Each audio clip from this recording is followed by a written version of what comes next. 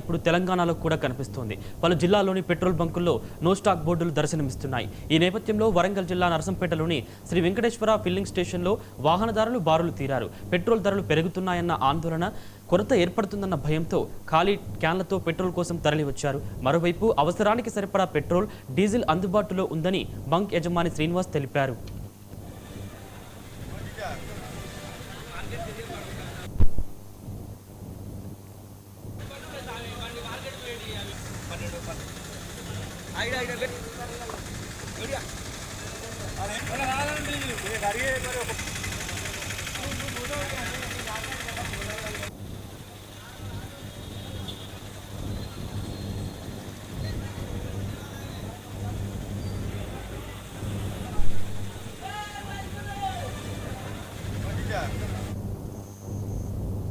ఎన్టీఆర్ జిల్లా విజయవాడలో మొక్కజొన్న రైతుల సమస్యలు